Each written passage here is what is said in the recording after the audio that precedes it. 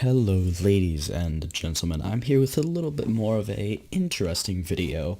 I wanted to start a series where I go back and look at the old tournament packs for Yu-Gi-Oh!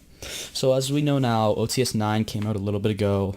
I've opened quite a few OTS packs in my day, and I wanted to see how did the old versions of the OTS pack go, because all these old tournament packs only got to 8, and OTS finally got to 9, beating out all the other ones. So I wanted to see, is this something good, or obviously these cards aren't going to be good now, but I'm going to look at these in the context of when they came out and then in the context of today. So starting off, we're going to do all the original tournament packs in this episode. So going into tournament pack 1. So this coincided with the first season of the show, I'm pretty sure. So it has an Ultra, 4 Supers, 10 Rares, and 15 Commons, which is obviously a lot different than what we see now. Now we have Ultimate Rares. I don't think they even had Ultimate Rares back then. I think the highest they did is Secret, but they decided to only do Ultras in the set. So for the Ultra Rare, they have Mechanical Chaser, which obviously just a vanilla monster with 1850. Back then, that was quite a bit of attack points. We didn't have things like Gene Warped Werewolf and stuff with 2000. For supers, you have Axe Raider, another high attack point normal monster, obviously. Kawaga Hercules, Patrol Robo, and then I believe there's one more. Yeah, White Hole. So, Axe Raider, obviously pretty self-explanatory. Hercules, Beetle, and Kwagata. I don't think anyone ever used this card. I can see it being complete garbage.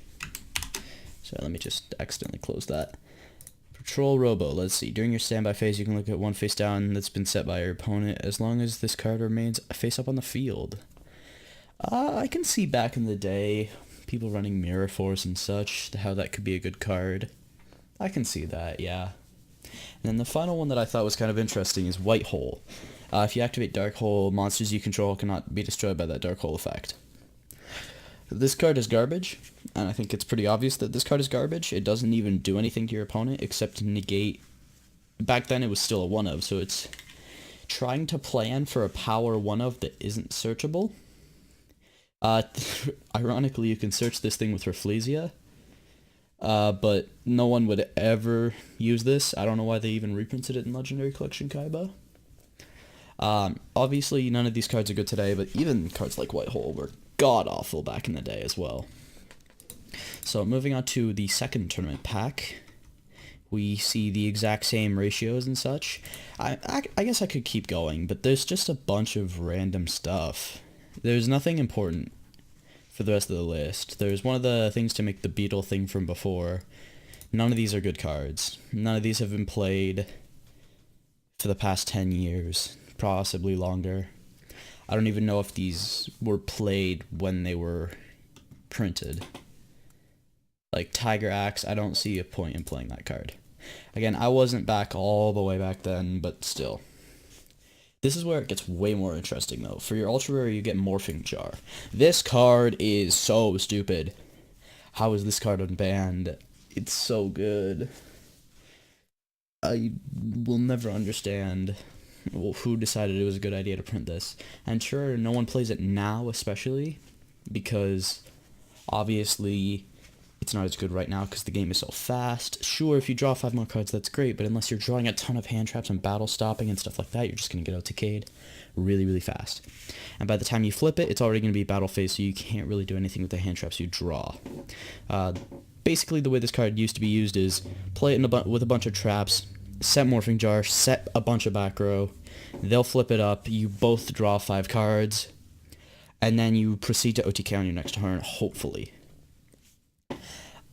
It's a good card. It's probably the best card I've seen in one of these so far. I know we've only opened 2, but still, this is leagues above anything that was in the last pack. So let's look at the supers. Dragon Seeker, Giant Red Snake, Call of the Grave. Okay. Call of the Grave, when your opponent activates Monster Reborn, negate the effect. It's the same thing as White Hole. Call of the Grave. It's not called by the grave, trust me. That card won't be released for a really long time when this got reprinted, but Call of the Grave. Another very specific card to counter a power 1-of. No one used it ever. Again, you can't really predict cards like Black or Dark Hole and Call of the Grave. I believe there's also one for Raigeki. Watch that be in the next one, but yeah, you definitely, it's not worth it. Looking at the rest of these, they're all, again, maybe they were good when they came out. I highly doubt it. Let's see, just because the rest of them are normal monsters, there's no way anyone ran that, like, ever. Even in the earliest days of Yu-Gi-Oh, it was big beat sticks. You were never trying to recover life points. It's still straight -1s. They're just not good cards, like, at all. None of these are so far. So let's go on to the third season. Again, they switched up the variety a little bit. Less rares, more commons by 1, which was interesting. Needleworm. Interesting card. Send the top 5 cards of your opponent's deck to the graveyard. Maybe good in mill decks back in the day. Of course, right now it's absolutely garbage because that's good for your opponent in most decks. Graveyard second hand is very much alive, as it probably will be for the rest of Yu-Gi-Oh! Even decks that can't really do stuff with their graveyard still run Monster Reborn because it's such a good card sometimes. Some decks always run graveyard recursion. There it is, Anti-Raigeki. Why do people run these specific anti-cards for power unsearchable one-ofs? God. This one's way better, actually, because it destroys all the monsters your opponent controls. Thinking about it, maybe the other one was kind of like that too. I can't be bothered to go back and look, because it's still not a good card. Scrolling down the lick, Mechanical Chaser. Again, I don't know why this thing got printed twice in these. Black Skull Dragon, and then Horn of Heaven. Not the worst cards back in the day, I'd have to guess. Horn of Heaven's not a bad card for an old card. Same with Black Skull Dragon. It's a pretty decent beater, but again, it got reprinted to be an Archfiend card, which is kind of cool, but no one cares about any of these cards. Looking at the rest of them, Goblin Secret Remedy, another just really bad heal card. Worse than the actual other one. Yeah, there's nothing good here. This just kind of... And then there's another White Hole reprint. This is the thing with the old ones. They reprinted the same thing over and over again. It's like they saw White Hole and it's like, well, they just have Raigeki. Okay, so let's make Anti-Raigeki. It was like, but no one played White Hole even if they were running Black Hole. Well, let's make Destroy All their stuff. Yeah, that's great. That's the shit right there. It's like, no, that's not gonna work. No, like, I'm sorry if people actually played Goblin Secret Remedy back in the day, if I'm wrong, or even any of the heal cards, but people just didn't. People didn't. People might have ran stuff like Axe Raider for big beat sticks, so that's probably not a bad reprint as a super, or even as a rare, but no one played any of these cards. Moving on to the fourth one, we're going to see the same ratios as the last one, but not as the second. Royal Decree. Okay, this is actually getting into interesting cards. Negate other trap effects on the field. Actually a pretty good tech card against some formats with Paleo and such. Besides that, you can maybe sometimes use this against Altergeists. Right now, at least. There's probably been a lot of trap decks in history, or just decks that ran a lot of powerful trap cards like Mirror Force back in the day. It was kind of hard to out, especially with the limiting of MST. Sorry if my chair is really creaky. Not a bad card. This is probably the best card we've seen so far, maybe besides Morphing Jar. And then there's another Morphing Jar, Mega Morph, Chain Destruction, Chain Burn Players Rejoice, and then Mega Cypher. So Morphing Jar again, obviously same thing as before. Mega Morph, pretty decent equip card for back in the day. When your life points is lower than your opponent's, the equipped monster's attack becomes double its original. When your life points is higher, the equipped monster becomes half its original attack. So obviously it's more of a comeback card, but it's still not like a terrible card. Especially Spell and Trap removal was so scarce back in the day. Chain Destruction.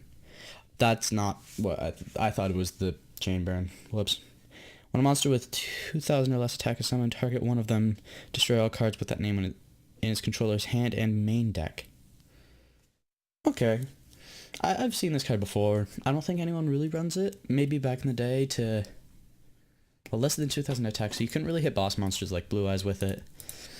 Not a terrible card, especially for back in the day. A lot of this is relative. Of course you'd never play this today. Even, let's say I, for some reason, wanted to get all the Ray out of my opponent's deck. That's still not a good idea. They'd rather have... Most decks would rather have monsters in the graveyard anyways. If it banished them, that could be a cool idea. But for now, it just didn't banish them.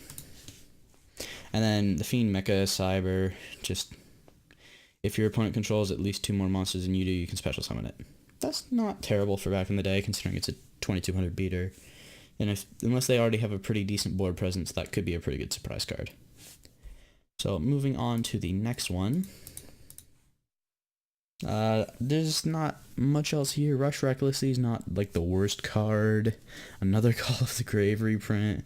Mystic Tomato is not a terrible card, actually. Extermination I don't think was good. Senju actually is a great card. Okay, let's look at Senju. When this card is normal or flip summoned, you can add a ritual monster. That's really good for ritual decks. Incantations kind of made it a little bit more irrelevant, but Manju especially is way better, but Senju is still a really good card. I'm assuming we're going to see Manju in the next one. Just guessing by how these go. Rush Recklessly, not a terrible card for a quick play. You could use to surprise people, buff something like a, I don't know, not Vanity's Fiend. Yeah, I guess you could buff Vanity's Fiends. I don't know if it was back then. Summon Skull, buff it to be stronger than Blue Eyes or something. I don't know. Mystic Tomato, when this card is destroyed by battle and sent to the graveyard, you can special summon 1 dark monster with 1500 or less attack from your deck in face-up attack position. Not a bad card, actually. It can summon itself to stall. It can summon a bunch of actually pretty good cards. I know some Burning Best decks, like really old ones, maybe would have used this card, but now it's just, again, really, really slow. Everything is combo-based now. Back in the day, I can see this being a really good card, though. So, Senju is probably the best card in this pack. Maybe Royal Decree. Royal Decree, Senju, Morphing Jar are all really good. So we're getting into the more interesting stuff now. Pack 5, same rates. Luminous Soldier, Big Shield Gardener, Magical Thorn, Luster Dragon, Needleworm. We're going to see Luminous Soldier. When this card battles a dark monster, increase the attack by 500 points during the damage step only. Oh, pardon. Okay. Not a terrible card. Level 5, so it's kind of an awkward leveling. No one really plays level 5s. Yeah, struggling to think of even any history level 5 deck. They've always been usually 8s, 7s, even 6s. Cyber Dragons. But, yeah, wait, let me just check. I have one. Oh, no, Cyber Dragon's level 5. I'm stupid. That's like the only good ever level 5 deck. Big Shield Gardener, obviously just a big defense point monster. When a spell card is activated that targets this face down card and other cards, change this card to face down defense position, and if you do, negate the activation. If this card is attacked, change it to attack position at the end of the damage step. So it's good for like a one-time defense, especially back in the day when you couldn't get a bunch of monsters out. Not a terrible, terrible card. I can see this being used. It probably has been. When a spell targets it, you can negate it, which is pretty good. I don't know why you'd ever target this card with a spell if you just want it negated. You can just double attack into this thing, though. You get more than one monster and it's done, but back in the day I can see this serving its own little purpose. Magical Thorn, I think have one of this card. When your opponent's cards in their hand are discarded to the graveyard, inflict 500 points of life points for each card that was discarded, and it's a continuous trap. Again, only really good in burn decks, still not that good in burn decks. Just way too unreliable. Maybe with dangers now, you could maybe get away with this, but then they just pop it with really any of their spell and trap card removal. And it's really specific besides dangers. Not a lot of decks run dangers right now. I mean, Rongo, maybe. And I get getting Rongo sucks, but they're not gonna stop just because they're taking a little bit of damage either way. This may stop them from using like hand destruction, maybe. I still don't think it would stop you. Luster Dragon, 1900 beat stick, back in the day, probably decent just as a high attack card, and then Needleworm again. So this pack wasn't too bad. Still had some decent cards. Book of Life isn't actually too bad of a card for zombies. They weren't good back then, but it's still not a bad card. Zombies don't run it right now, coming from a zombie player. If you've seen my last video, if you haven't, go check that out. Pretty crazy replay. Bazoo, not a terrible card. Can buff it up to 25 to take out something like Summon Skull with a normal summon, you do have to banish 3 monsters from your graveyard. Right now, in today's Yu-Gi-Oh, that's not a problem. Decks can spit monsters in their graveyard at a ridiculous speed, even banishing your hand traps you're not going to use again. But back in the day, that would be a little bit slow. Of course, you could do stuff like Foolish, but that's usually for graveyard setup cards, not for Bazoo. Still not a terrible card. For us here, I don't really see anything else that good. Pyramid Turtle, not a terrible card. When this card is destroyed by battle and sent to the graveyard, you can special summon 1 zombie monster with 2,000 left defense from your deck. Again, really, really slow. People have tried teching one of these in zombies. Sometimes it works, sometimes it just doesn't. It can maybe not, like, it's by battle. It's just so slow. And sure, you can special summon Frolin or Balderoach with it, but unless you're trying to, for a panic play, run this into something, it's just not going to work. You can't even search it with something like Goblin Zombie, which in itself isn't the greatest card, even though I run it. So Pyramid Turtle, not the greatest card, but for back in the day, they didn't have Balderoach, but they probably had some other big cards. Toon Cannon Soldier, really good card. Contents, Fusion Stage, World Decree, Destruction Revolution. Toon Cannon Soldier. This card cannot attack the turn of the summon. Toon World on the field is destroyed. Destroy this card while you control Toon World. Your opponent controls no Toon monsters. This card can attack your opponent directly. You contribute 1 monster. Inflict 500 to your opponent. AKA FTKs up the ass with this card. Over and over again. It was the most annoying shit. Yu-Gi-Oh! Doesn't need gun control. It needs the banning of Firewall. And I'm so glad it finally happened. Toon Table of Contents, again going along with the Toon archetype. Pretty sure it was decently new around this time, might have been out beforehand. Again, the timing gets kind of hazy. Poly Search card back in the day for Fusion decks probably would have been really nice. Around these days, it's probably not very good, because the second you see Fusion Sage, unless it's a bait for Ash, you Ash that immediately, because if you can shut out Fusion decks from even getting Poly that need it, for example, Fright Furs, like, I know they have Fright Fur Fusion, but they still run Poly. So it's just not great. And then Royal Decree again. So let's see what else. Emergency Provisions, I think, is a good card. I don't remember what this thing does. Oh, okay, never mind. No, that's a garbage card. Alright, yeah, sorry, I thought it was... What's the other one? I honestly don't remember where I was going with that. Let's take a look at this one. In this pack, we have DD Warrior, Warrior Elimination, Fortress Whale, Luminous Soldier, and Breaker the Magical Warrior. Let's move to Breaker first, because I think it's the best one. Breaker, you can, when it's normal summoned, place a spell counter on it. It gains 300 attack for each spell counter on it. You can remove a spell counter and destroy a spell or trap card on the field. Probably one of the best pieces of spell and trap removal in early Yu-Gi-Oh! Besides MST, obviously, but MST was limited. This does burn your normal summon, but still has a pretty decent 1900 body if you don't decide to destroy something.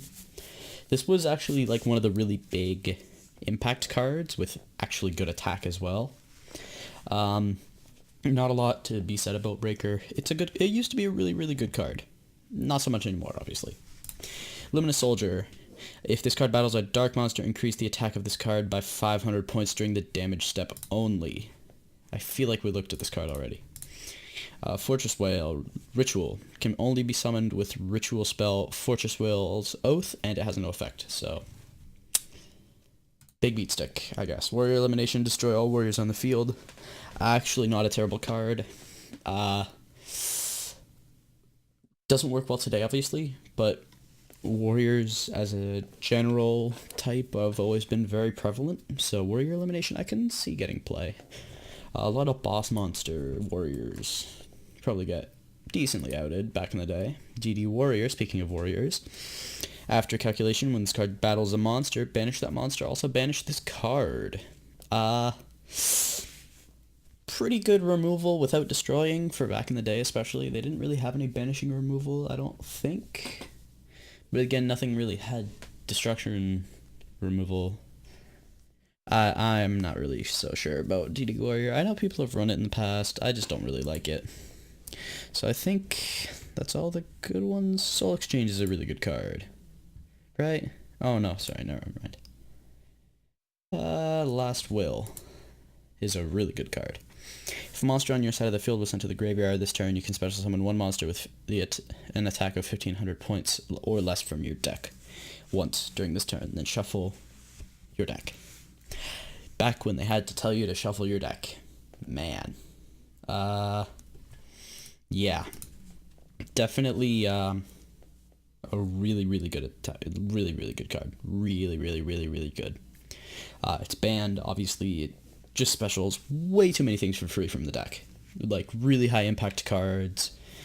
Struggling to think of examples right now. Rapier, I think you could back in the day with Zoo format. But, yeah, it's just really, really good. Goblin Attack Force I figured I'd talk about, because why not? If this card attacks, it changes your defense position at the end of the battle phase, and its battle position cannot be changed until the end phase of your next turn. Can be a decent card for just attacking and then tribute it off. Didn't really see that much play. I mean, it's just a big beat stick that dies pretty much right afterwards. You can literally kill this thing with... What's a really funny 100 attack point monster I can say? Cloudian, there we go. I think that thing has 100 attack. If not, sue me, I don't care. Moki Moki, sure, that one. I think that's all the good cards in that one. Obviously, if I forget any, let me know down below. I don't think there's any super important cards either way. And moving on to the last pack of this episode. Magical Arm Shield, Harpy's Feather Duster, Slate Warrior, Duname's Dark Witch, and Garma Sword for the foils. Now, obviously, it is extremely obvious what the best card in the pack is. I don't have to look at the rest of the pack. I don't care if there's Pot of Greed in this pack. Harpy's Feather Duster is still probably just as good of a card. So I'm going to talk about that one last. Garma Sword. 2250 or 2550. This monster can only be ritual summoned with ritual spell. Gamma Sword Sloth. Not a great card. Very high level for not that much attack. Dark Witch. This card, I think, was like my first ultra rare in Duel Links. That's all I can really say about it. Slate Warrior. This is actually a pretty cool card. Flip, this card gains 500 attack and defense. Flip, if this card is destroyed by battle, the monster that destroyed loses 500 attack and defense. For a pretty decent body with an effect, before things like Gene Warped Werewolf, this was a pretty good card, actually. Very surprised that this is actually in here. I didn't look at most of these beforehand. I looked at the first couple of packs just to see if I should even do this series of cards, but I'm glad I did because there are actually some surprisingly meta-relevant cards in here. Magical Arm Shield. I remember I have a bunch of these. When your opponent declares an attack while you control a monster, target one face-up monster your opponent controls, except the attacking monster. Take control of that target until the end of the battle phase. And if you do its attack instead... Or if you do it as attacked instead, and you proceed to damage calculation. Not like a bad card by any means, but again, battle traps. If you're going to run a battle trap, just run a Mirror Force. Drowning Mirror Force is still an extremely good card. Blazing, Drowning, Quaking, literally any of those are better than this card. Literally all of them. With this, I can't see any use for this. Like... For a second, I thought of something, but then it's like, oh, cool, it was destroyed by battle. Just anything that's ever destroyed by battle doesn't matter. The only thing is you're going to have to wait for one of their lower attack point monsters to attack you. So then you can steal their larger monster and make them take damage. Unless you're trying to mitigate damage to yourself, which doesn't really work. It's until the end of the battle phase, so it can work. I mean... Take control of it until the end of the battle phase. So you can in defense position, I believe. I don't know the rulings for this card. I couldn't care less. I, funny enough, have that exact printing that's in the picture, Battle Pack 3. I opened a box of that, like, right when I was getting into Yu-Gi-Oh! And it was still old then. Harpy's Feather Duster. Craziest card that we've seen so far. Mega banned. Like, It's technically not a game-breaking card. It might as well be, though. Harpy's Feather Duster. Destroy all spell and trap cards your opponent controls. There's no downside to this. It's just wipe their back row. Like, even against decks like Sky Strikers, who could hypothetically come back from that with multi-roll, it's still, like, wipe their back row, OTK them, you win. There's no stopping that as a Sky Striker player. You can pray that you could chain some stuff, like, so you don't just get run over. That's all you can hope for in that situation. Or else you are going to get OTK'd very, very quickly. Even decks that don't fully revolve around spell and trap cards even usually run a couple of sets. For example, zombies run Rivalry and, like, Swallow Slash, for example. People already... Here, let me put this in, like, perspective. People already abuse Twin Twisters stupidly enough.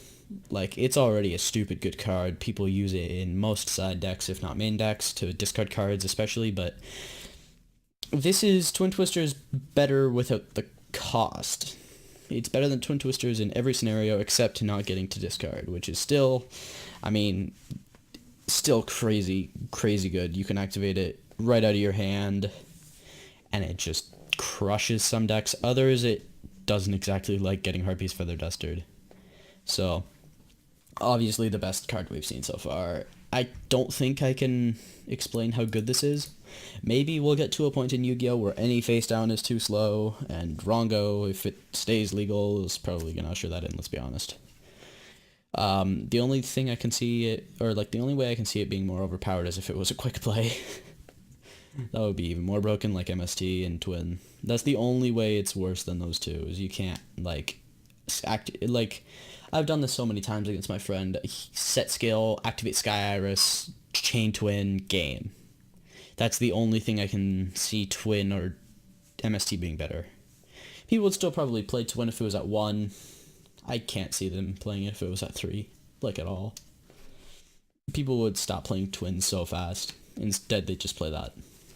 Unless you're playing against back row the deck, which you might play both. You'd never just play Twin, though. So that would be... It wouldn't be game-breaking, obviously, because a lot of decks don't run set cards. But it would be absolutely broken. It wouldn't break the game, but it would be an extremely stupid card. Let's look at the rest of the cards. I don't think there's that many better cards. There's some Monarch stuff. All these early Monarchs are pretty bad. None of them are anything special. We are getting to some better stuff, though. Like, we even have a Time Lord here. Like I said, it's a Time Lord. It's not the ones that we know. The ones that are actually good. Technically, it is a Time Lord card, though, so I think you can switch in that deck. It's just never gonna be worth it, ever. The Monarchs are a cool idea, though. They did see brief play, if I'm not mistaken, but I don't think they ever really did much. I don't think I looked at these two. Oh, no, I did look at these two. They're just bland and annoying. Monarchs are pretty cool, but the rest of the cards in this pack besides Feather Duster should have been the Ultra, let's be honest. Okay, I hope you all enjoyed. That was me reviewing all of the original tournament packs and the cards inside. If you want me to do more of these, I don't care. I'm probably going to do them anyways. You just don't have to watch them. If you did watch all the way into this, it is a very long video. I'll try and be faster on the next ones. If you have any suggestions for the series, I'm not great at editing, but I'll try my best on this one. If you enjoyed, thank you for staying for so long, if you did watch the whole thing. If not, that's fine with me. If you did enjoy, maybe show some people. I know this is more of like almost a Dezef type video. If you couldn't tell, I really love Dezef. Just the discussion videos more than... I mean, I don't want to say I don't like Simo. Simo's a great guy, but I just love Dezef as a YouTuber. Just the concept of more like a podcast than a YouTube video. Not something you have to be actively watching, which is something I enjoy. So, if you want me to maybe continue doing stuff like this, let me know. I'm going to try and do some more Yu-Gi-Oh stuff in the future, especially more replays, because I really like doing replays a lot. I hope you all enjoyed, and I'll see you guys all next time. Ciao.